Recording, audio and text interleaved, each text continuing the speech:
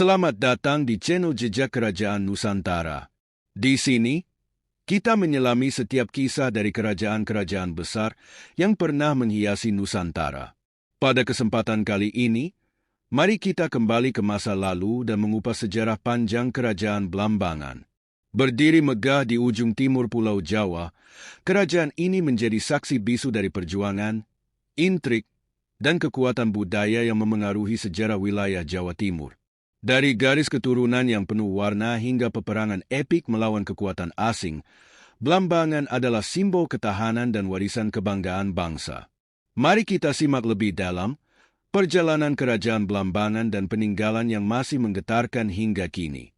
Kerajaan Blambangan, atau kadang disebut sebagai Balambangan atau Blambangan, merupakan sebuah kerajaan yang berada di ujung timur Pulau Jawa, di sekitar wilayah yang kini dikenal sebagai Tapal Kuda. Kerajaan ini memiliki sejarah panjang dan pusat kekuasaannya yang berpindah-pindah karena berbagai alasan strategis dan politik. Dinasti penguasa Blambangan adalah keturunan dari Rajasa Majapahit, sehingga kerajaan ini memiliki hubungan erat dengan Kerajaan Majapahit dalam aspek kultural maupun politik.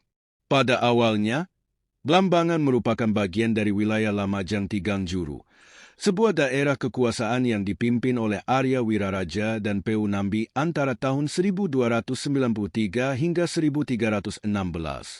Wilayah Lamajang Tigangjuru berpusat di Lamajang, sekarang Lumajang, yang mencakup 3 daerah kadipaten atau juru, yaitu Blambangan, Sadeng, di wilayah Puger, Jember, dan Ketah, terletak di Besuki, Situbondo.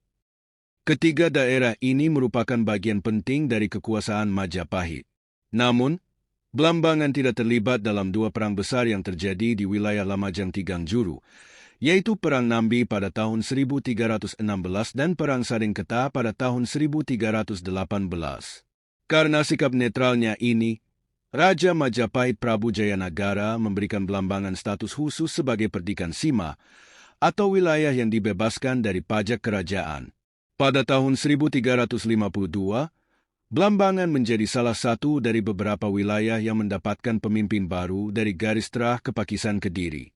Adipati pertama Blambangan adalah Sira Dalem Sri Bima Cili Kepakisan, yang memerintah dari tahun 1352 hingga 1406. Pada masa ini, Blambangan memiliki hubungan yang erat dengan kerajaan induknya, Majapahit, yang menjadi patron kekuasaan di Jawa. Namun, hubungan antara Blambangan dan Majapahit mulai mengalami perubahan seiring dengan kemunduran kekuatan Majapahit pada abad ke-15. Kemunduran Majapahit mencapai puncaknya pada tahun 1478 ketika terjadi pemberontakan oleh Sang Mugwing Jinggan dan keluarganya. Dalam peristiwa tersebut, Raja Majapahit, Singhawikramawardhan Suraprabawa, yang berkuasa antara tahun 1466 hingga 1478, gugur di istana, yang menyebabkan ketidakstabilan di Majapahit. Pemerintahan kemudian dilanjutkan oleh Prabu Brawijaya Bre Kertabumi. Namun, pada masa kekuasaan Bre Kertabumi, terjadi konflik dengan Bre Daha atau Girindrawardhana Ranawijaya, yang akhirnya mengakibatkan ibu kota Majapahit dipindahkan ke Kediri atau Dahanapura. Setelah Majapahit dipindahkan ke Kediri dan kekuasaan Majapahit mengalami kemunduran signifikan, banyak wilayah vasalnya, seperti Kesultanan Demak, Kerajaan Bali, Kadipaten Surabaya, Kesunanan Giri, Kesultanan Cirebon, dan Kerajaan Blambangan, memilih untuk menjalankan pemerintahan mandiri. Mereka enggan mengakui otoritas kerajaan baru yang didirikan oleh para pemberontak di Keling, Kediri, atau yang dikenal sebagai Kerajaan Daha. Pada tahun 1527, Kerajaan Majapahit Daha yang dipimpin oleh Girindrawardhana Ranawijaya diserang oleh Sultan Trenggana dari Kesultanan Demak. Dalam penyerangan ini, Girindrawardhana terpaksa melarikan diri ke Panarukan, sebuah daerah di wilayah utara Blambangan yang kini berada di Situbondo. Masa kekuasaan Kesultanan Demak membawa perubahan besar bagi Blambangan, di mana wilayah ini dan Pulau Madura berada di bawah kendali Ratu Pambayun, yang juga dikenal sebagai Dewi Mas Kumambang, putri sulung Brawijaya Bre Kertabumi, yang merupakan penguasa terakhir Majapahit sebelum keruntuhannya. Menurut Babat Sembar, penguasa pertama kerajaan Blambangan adalah seorang tokoh bernama Mas Sembar, yang memerintah dari pusat pemerintahan di Semboro, sebuah daerah di Jember yang terletak di sebelah timur wilayah kekuasaan ayahnya, Lembu Miruda, dari Lumajang. Kerajaan ini mulai berkembang sejak awal abad ke-15 dan dibawa kepemimpinan penerus Mas Sembar. Kerajaan ini semakin kuat dan berpengaruh di wilayah Tapal Kuda, Jawa Timur. Pada tahun 1489, putra Mas Sembar, yang bernama Bima Koncar, mengambil alih kekuasaan dan menjadi penguasa Blambangan kedua.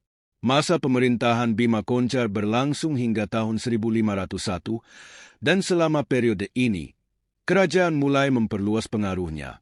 Berdasarkan catatan dari Tome Pires, seorang penjelajah Portugis, diketahui bahwa Bima Koncar memiliki seorang putra bernama Pate Pintor atau dikenal sebagai Menak Pentor. Menak Pentor kemudian naik tahta dan memerintah Blambangan antara tahun 1501 hingga 1531. Di bawah kepemimpinan Menak Pentor, Blambangan mencapai masa kejayaan sebagai kerajaan yang kuat, makmur, dan luas wilayahnya mencakup beberapa daerah penting di Jawa Timur.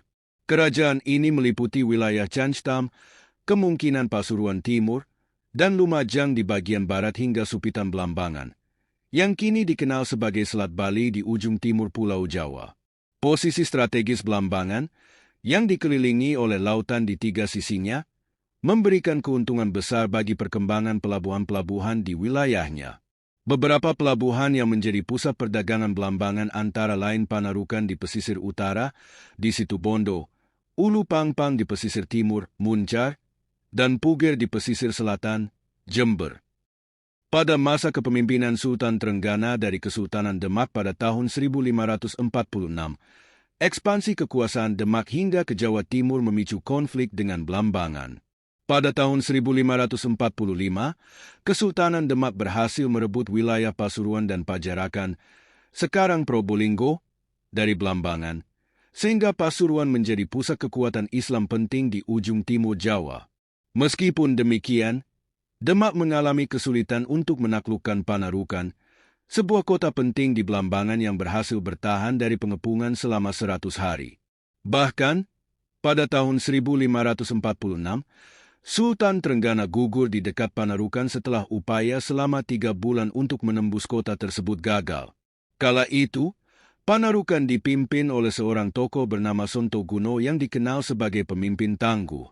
Setelah Kesultanan Demak mundur dari upaya penaklukan Blambangan, giliran kerajaan Gelgel dari Bali yang mencoba merebut Blambangan dari penguasa saat itu, Menak Pangseng, yang merupakan putra dari Menak Pentor. Namun, serangan dari Gelgel ini juga tidak berhasil mematahkan kekuatan Blambangan. Pada tahun 1597, Blambangan kembali mendapat ancaman serangan, kali ini dari pasukan Pasuruan. Namun, sekali lagi Blambangan berhasil mempertahankan wilayahnya dan mengatasi ancaman tersebut. Setelah mengalahkan Pasuruan, terjadi konflik internal di Blambangan, yang akhirnya mempertemukan Menak Pati atau Sang Dipati Lampor dan putranya, Menak Lumpat.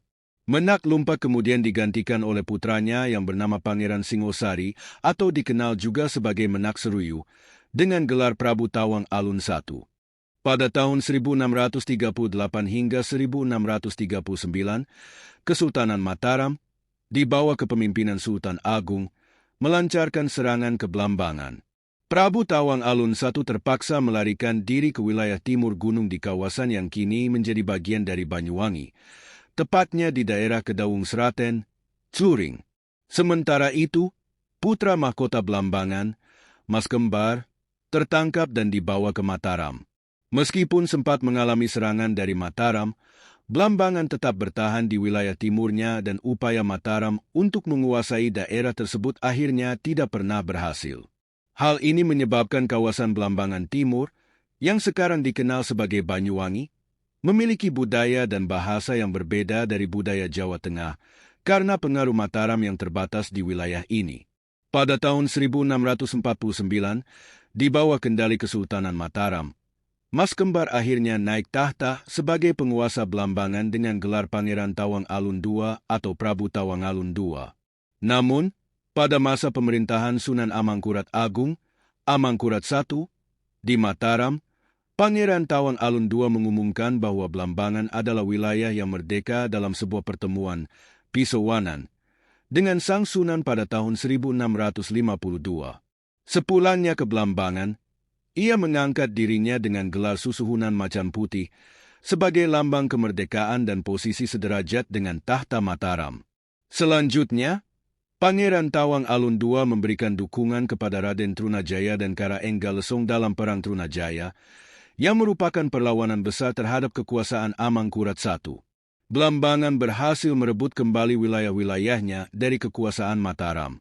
Di bawah kepemimpinan Susuhunan Tawang Alun II, Blambangan menikmati masa kemajuan pesat, dengan kekuasaan yang mencakup wilayah Banyuwangi hingga ke Kediri. Ketika Sunan Tawang Alun II meninggal pada tahun 1691, keturunan beliau terlibat dalam perang saudara yang kelak menjadi titik awal kehancuran kerajaan Blambangan. Putra mahkota, Pangeran Senapati Sasranagara, mengambil tahta tanpa berdiskusi dengan saudaranya, yang menimbulkan konflik di antara para penerus dinasti. Perang saudara ini menyebabkan kematian Sunan Macan Putih II, dan Pangeran Mas Macanapura kemudian naik tahta dengan gelar Pangeran Pati II. Pangeran Pati I memerintah selama 7 tahun sebelum dikalahkan oleh Pangeran Mas Purba, putra dari Senapati Sasranagara, yang kemudian memakai gelar Prabu Danureja. Pertikaian ini berdampak buruk bagi Macan Putih karena pusat kerajaan mengalami kerusakan parah. Prabu Danureja memiliki 2 garis keturunan yang penting, putranya Pangeran Mas Noyang, yang bergelar Pangeran Prabu Danuningrat, dan Pangeran Putra II atau Wong Agung Wilis, yang merupakan anak dari salah satu selirnya, seorang perempuan dari lingkungan kerajaan Mengwi di Bali. Sepeninggal Prabu Danureja, Pangeran Mas Noyang diangkat sebagai penguasa baru dengan gelar Prabu Danuningrat, sementara adiknya, Wong Agung Wilis, ditunjuk sebagai Pati dengan gelar Pangeran Patih Agung Wilis. Di bawah kepemimpinan mereka, konflik Blambangan dengan pihak luar terus berlanjut, terutama dengan VOC, Verenigde Oost-Indische Compagnie atau Kompeni Belanda. Pada akhir abad ke-17, saat Prabu Danuningrat wafat pada tahun 1763, VOC mengklaim wilayah Blambangan sebagai bagian dari kekuasaan mereka melalui Perjanjian Ponorogo tahun 1743. Klaim ini memicu perlawanan rakyat Blambangan yang menolak penjajahan VOC, dan pada tahun 1767, pecahlah pertempuran besar di Ulu Pangpang yang dikenal sebagai Puputan Kaba-Kaba. Setahun kemudian, Wong Agung Wilis memimpin perlawanan yang dikenal dengan Perang Wilis melawan VOC. Untuk melemahkan kekuatan Blambangan, VOC membagi kerajaan ini menjadi 2 wilayah. Blambangan Barat, atau Kanoman, dipimpin oleh seorang bupati boneka bernama Mas Weka, dengan ibu kota di Puger, Jember. Sedangkan Blambangan Timur, atau Kasepuhan, juga dikuasai bupati boneka VOC bernama Mas Aneng atau Mas Uno, yang memerintah dari Teluk Pangpang di Muncar, Banyuwangi. Pembagian wilayah ini menambah kompleksitas politik dan memperlemah kekuatan internal Blambangan. Setelah Wong Agung Wilis dikalahkan, muncul perlawanan baru yang dikenal sebagai Perang Bayu pada tahun 1771 hingga 1772. Perang ini adalah perjuangan terakhir rakyat Blambangan, dipimpin oleh Pangeran Jagapati, dalam mempertahankan tanah air mereka dari cengkeraman VOC. Sayangnya, perjuangan ini berakhir dengan kekalahan, dan Jagapati gugur dalam pertempuran. Kekalahan ini memudahkan VOC untuk mengisi kekosongan pemerintahan, dan mereka secara resmi menggabungkan Blambangan ke dalam Karesidenan Besuki. Untuk mengontrol Blambangan lebih ketat, VOC mengangkat Mas Alit sebagai Bupati Kasepuhan kelima dengan gelar KRT Wiroguno. Ia menjadi bupati pertama yang berkedudukan di kota Banyuwangi, dekat benteng VOC yang dikenal sebagai Benteng Utrecht. Dengan kehadiran Mas Alit, VOC berhasil mengamankan dominasi mereka di wilayah ini, sekaligus menandai runtuhnya kerajaan Blambangan sebagai kerajaan independen. Runtuhnya Blambangan memiliki dampak budaya yang signifikan bagi kerajaan-kerajaan di Bali. Para raja Bali melihat hilangnya Blambangan ke tangan VOC sebagai simbol pemisahan budaya dan sejarah Bali dari tanah Jawa, khususnya dari Majapahit yang mereka anggap sebagai leluhur mereka. Dengan jatuhnya Blambangan, koneksi Bali dengan Jawa semakin merenggang, mengukuhkan pulau itu sebagai entitas tersendiri yang terpisah dari pengaruh Jawa. Kerajaan Blambangan, yang memiliki akar sejarah panjang, berasal dari keturunan Lembu Miruda dan melewati beberapa generasi. Kerajaan ini mengalami banyak peristiwa penting yang tidak hanya memperkuat kedudukannya di kawasan tetapi juga menyisakan beberapa peninggalan berharga yang masih dijaga hingga kini. Berikut adalah rangkuman dari silsilah keluarga kerajaan, peristiwa penting, serta peninggalan sejarah yang mengiringi perjalanan kerajaan Blambangan. Lembu Miruda menurunkan beberapa generasi penguasa yang memegang wilayah-wilayah penting di sekitar Blambangan. Salah satu yang menonjol adalah Minak Sembar atau Mas Sembar, yang memimpin daerah Semboro di Jember antara tahun 1478 hingga 1489. Keturunan Minak Sembar, seperti Bima Koncar, berperan dalam pemerintahan Lumajang dan kemudian diteruskan oleh anak cucunya seperti Minak Pentor di Babadan, Lumajang, dan Minak Pangseng. Selanjutnya, dari keturunan Minak Gadru, terdapat tokoh-tokoh seperti Minak Pati atau Sang Dipati Lampor yang memerintah Werdati di Teposono, Lumajang.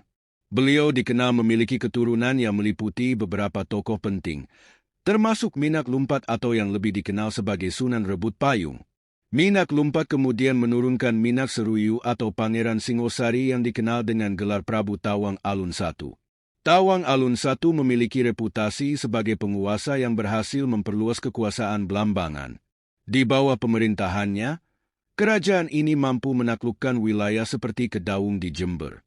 Prabu Tawang Alun I memiliki dua putra kembar, yaitu Mas Senepo Handoyokusumo, Pangeran Tawang Alun II, dan Mas Lego, Pangeran Wilabrata. Penerus dari Prabu Tawang Alun I, yaitu Mas Senepo, kemudian bergelar Prabu Tawang Alun II. Beliau mengambil langkah penting dengan memindahkan ibu kota kerajaan Blambangan ke Kedaton Macan Putih, yang saat ini dikenal sebagai Macan Putih, di daerah Kabat, Banyuwangi.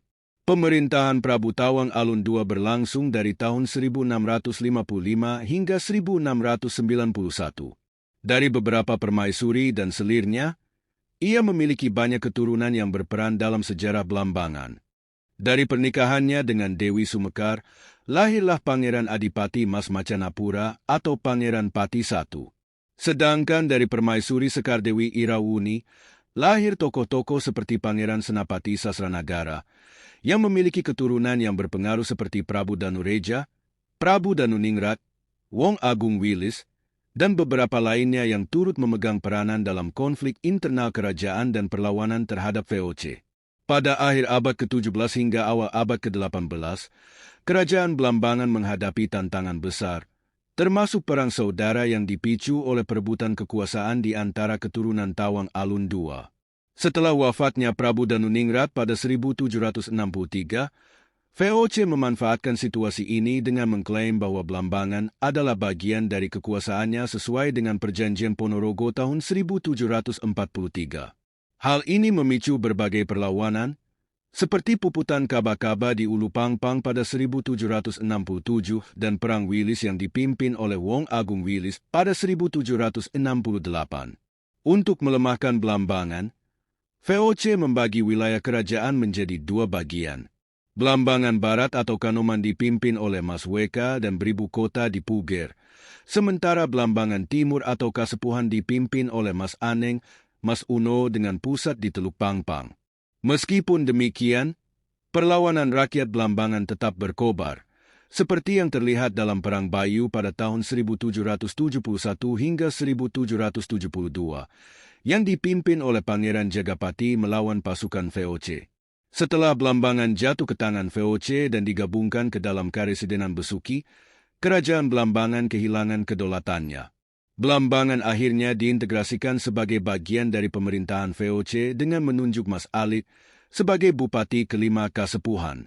Namun, runtuhnya kerajaan Blambangan memiliki dampak besar bagi kebudayaan Bali, yang selalu menganggap nenek moyang mereka berasal dari Jawa.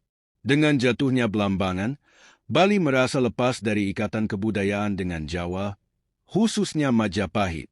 Beberapa peninggalan dari masa kejayaan Kerajaan Belambangan masih dapat ditemukan hingga sekarang. Di daerah Tembok Rejo, terdapat sisa-sisa benteng kerajaan yang berupa tembok sepanjang sekitar 5 km, terpendam pada kedalaman 1 hingga 0,5 meter dari permukaan tanah. Tembok ini membentang dari Masjid Pasar Muncar hingga areal persawahan di Desa Tembok Rejo.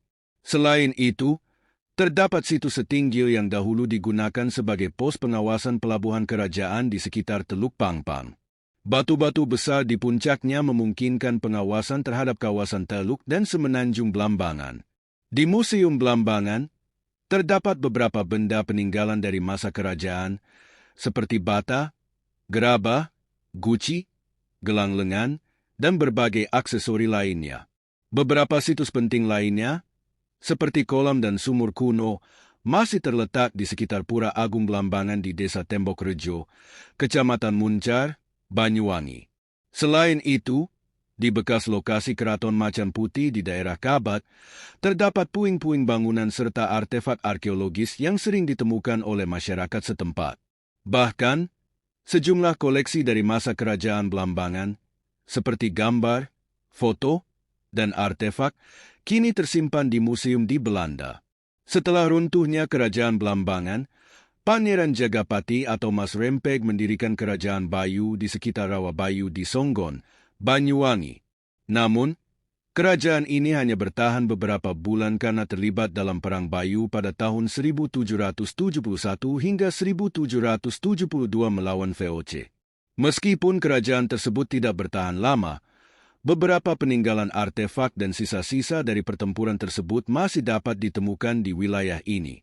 Kerajaan Belambangan memiliki sejarah yang panjang dan penuh dinamika, dari keturunan Lembu Miruda hingga peristiwa penting di masa Tawang Alun I dan II, serta perjuangan melawan VOC.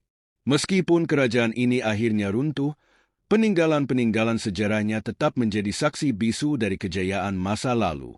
Para keturunan kerajaan ini tetap menjaga beberapa pusaka penting hingga kini, menjadikan Belambangan tidak hanya sekadar bagian dari sejarah, tetapi juga sebagai warisan budaya yang berharga bagi masyarakat Banyuwangi dan sekitarnya.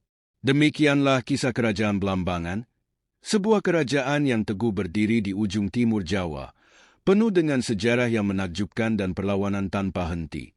Dari garis keturunan penguasa hingga berbagai peninggalan yang masih lestari, Belambangan mengajarkan kita tentang keberanian dan keteguhan untuk menjaga jati diri. Semoga perjalanan sejarah ini menambah wawasan kita dan semakin memperkuat rasa cinta terhadap warisan Nusantara. Jangan lupa untuk like, share, dan subscribe agar tidak ketinggalan cerita-cerita kerajaan lainnya hanya di Jejak Kerajaan Nusantara. Sampai jumpa di video berikutnya.